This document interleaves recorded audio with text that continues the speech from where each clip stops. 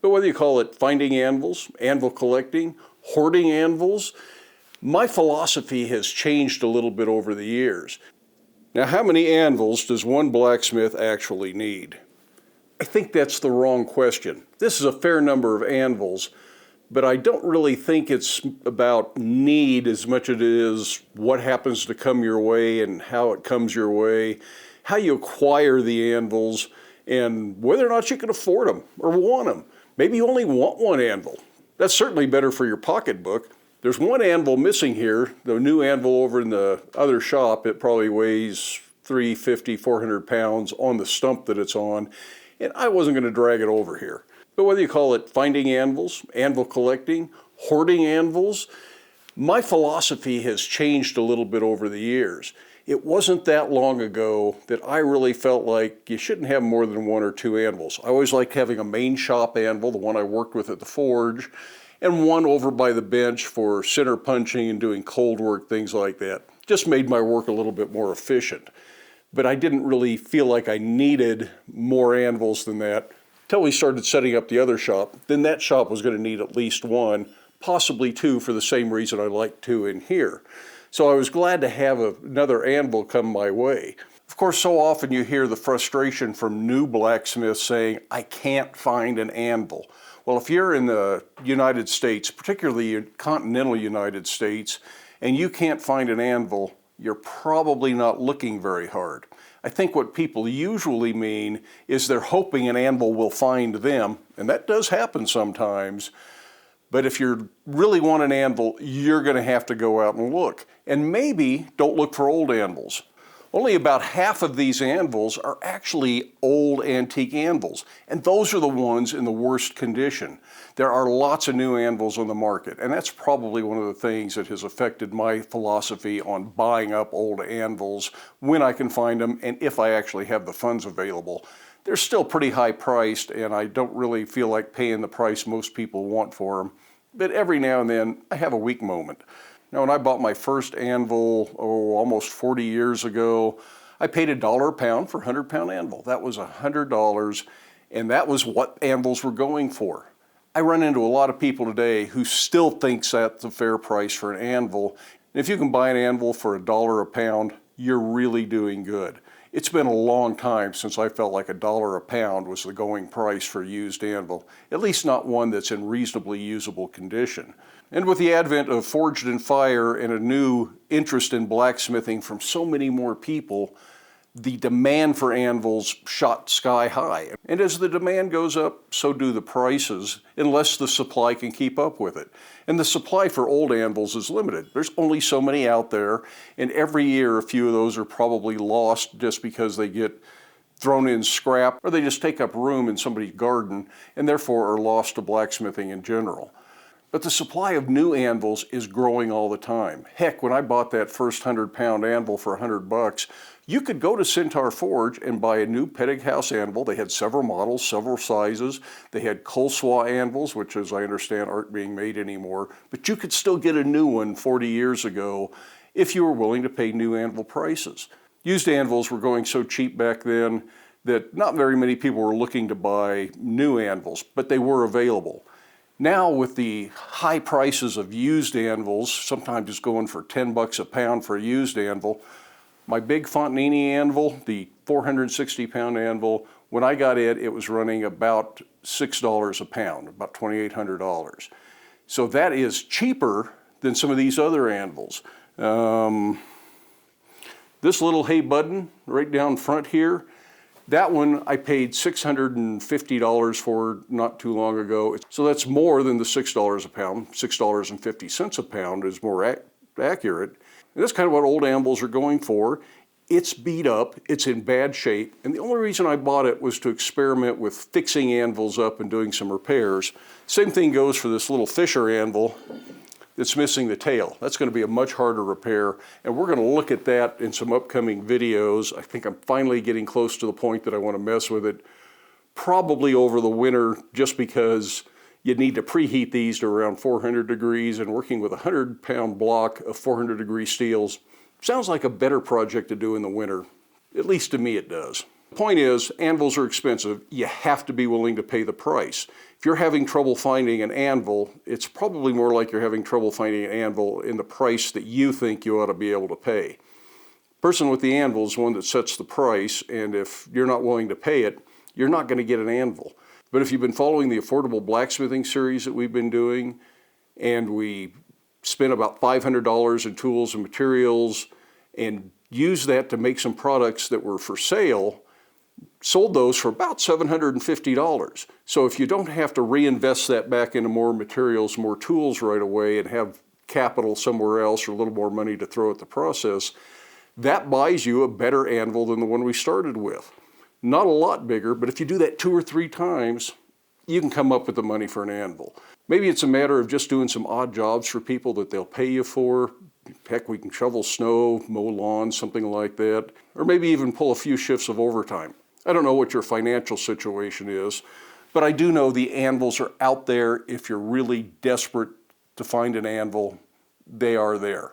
Waiting for an anvil to find you is going to take longer. Old anvils simply are not as popular. This year at the Rocky Mountain Smiths Blacksmithing Conference, I think I counted a dozen anvils. If you include the great big bickern, there's like a 75-pound bickern, I really kind of wanted it. But the guy was taking bids and I got outbid on what I was willing to pay for it. Anytime you see a bunch of blacksmiths standing behind a truck, there's probably something good to look at.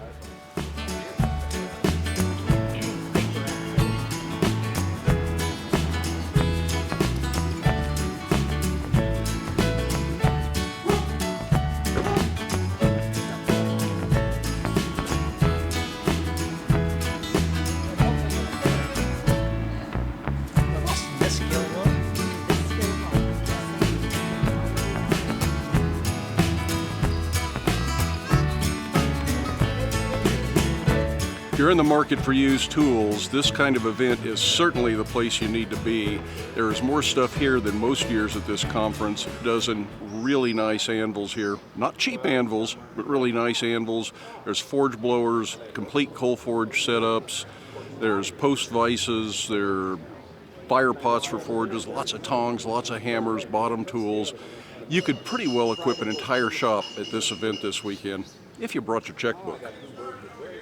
But out of roughly a dozen anvils, ranging from a little under 100 pounds to almost 500 pounds, and all at, reasonable prices, not outrageous used anvil prices, but reasonable in today's standard, only 2 of them sold. The bickern that I would like to have bought, and then I was able to strike a deal on this old church window anvil, really a cool anvil, not one I really need, but I just felt like if I didn't buy it then, I'd probably never own one.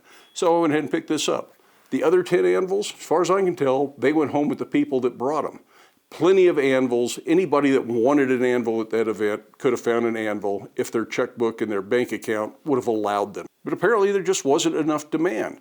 So that tells me that if I had bought every anvil there, I wasn't going to be keeping them out of the hands of another blacksmith. That's just not the way that was working. The other blacksmiths were there.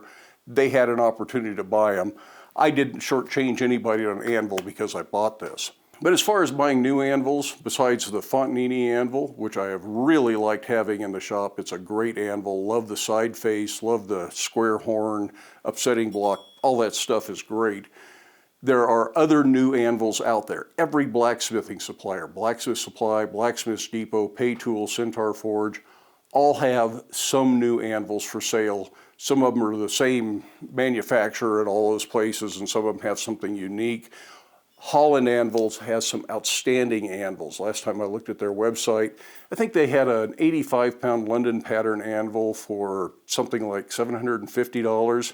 That's a lot more than this little Vevor anvil that we've been using for the affordable blacksmithing series. But it's probably a vastly better anvil, and it's got a more solid base on it, so it's not going to ring as bad as this one does. And it'd be a good anvil for you if you can afford it. I think they have a 100-pound anvil that's worth checking out their website, and I'll put a link for them down there. In fact, even Vevor now has a London pattern anvil. It's about the same weight as this one, about the same cost, but it's got that bigger base, stands up a little taller, more like the little hay button, or what the Fisher looked like when it was intact. Plus it has a Precut hole where the Precut hole ought to be. So that's a much better anvil. I haven't seen one in person, so maybe I'll reach out to Vevor, see if they'd like to send one out so we can take a look at it. Heck, if Harbor Freight wants to send one of their little anvils out that looks a lot like this, I'd be happy to take a look at that, but I'm probably not going to invest my money in those small anvils. Got all these others, and that's enough to invest for the time being. Now, speaking of the folks at Vevor, they were kind enough to send out a scale so I could weigh some of these anvils. Not all of these are marked, so I thought I would take a moment and weigh some of these and see what the weights come out to be on them. This little platform scale come in handy in the shop for a lot of things. It'd make a good shipping scale if I've got to ship heavier items out. But weighing anvils is really what I wanted it for.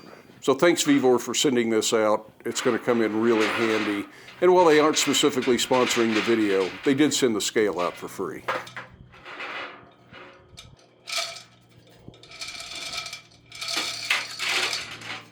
So 101 kilograms. Or 223 pounds.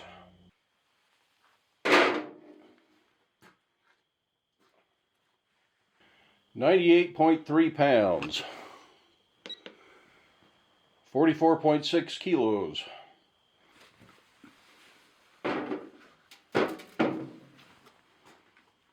$73 pounds. 33 kilos. Let me interrupt my thoughts over in the main shop for a little bit of talk about this particular anvil that Chuck brought us the other day.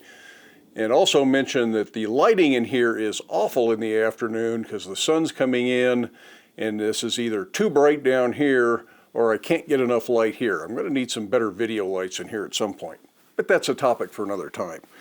Anyways, this is the ideal anvil for this shop. It's a good size. It's about 240 pounds.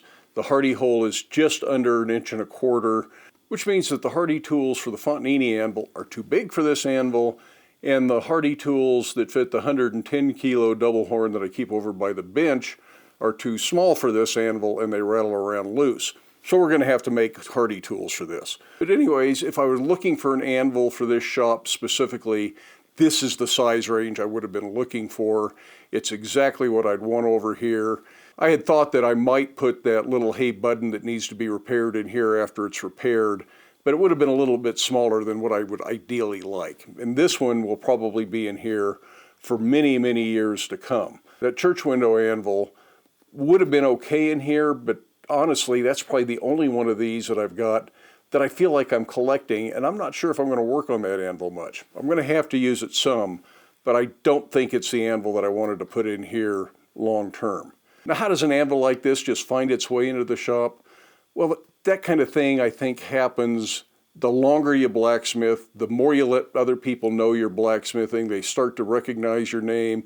And when people find an anvil or realize they got an anvil they're not using, they're more likely to think of you. If you're just getting started, it's harder to make those connections because nobody knows it. They might have an anvil sitting in their backyard or in the garage or in a shed, and unless they know you're a blacksmith looking for an anvil, you're not going to be able to get a hold of that anvil. So this comes after 40 years of blacksmithing, 7 years of taking YouTube seriously with something like 1,000 YouTube videos that people find value in. And Chuck found enough value in those videos and what those videos mean for the blacksmithing community to help out and donate this anvil. So Chuck, once again, I really appreciate you helping out by providing this anvil for the small shop. Now, if you can't afford the price of a used anvil, can't afford the price of a new anvil, even a small one, and even the 30 kilo Vevor anvils are a little bit above your choke point, what can you do?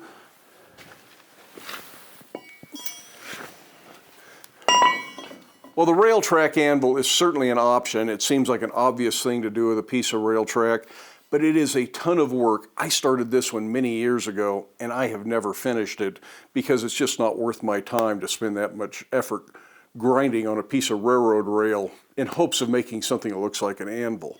This broken fisher weighs more than the Vevor anvil does. It doesn't have a hardy hole anymore, but the face is smooth enough, and you could grind it and flatten it out some, that's a usable anvil the way it is. You don't have to fix it. I bought it because I want to see if I can fix it. That's a part of the challenge, and I just want to see if I can make it right again. But if that's the only anvil you can find, and it was vastly cheaper than a similar sized anvil that was fully intact, that's a good anvil. You can use that anvil. I wouldn't pay $600 for it. I think I paid $150. So it's in the same price range as the Vevor anvil if you find one like that. Any large random chunk of steel can be used as an anvil. You could stand an old axle shaft up on end, set it in concrete, that would make an anvil. A sledgehammer, this is about an 8-pound sledgehammer. If you took a big stump and bored a hole, the diameter of the sledgehammer, stuck that down in there, this would work. This one happens to be a straight beam, so you could stand it up and you got a little horn or a fuller that you can work with as well if it's removable. Lots of options for anvils if you can't find one. Don't let the fact that a random stranger hasn't driven by your house and left an anvil off for you deter you from getting started in blacksmithing. I do hope this made some sense and that your personal anvil finding adventures are prosperous and productive. In the meantime, hope you have time to get out in your shop, make something, stay safe, wear your safety glasses. We'll see you for the next video. When do you want to help me put these away?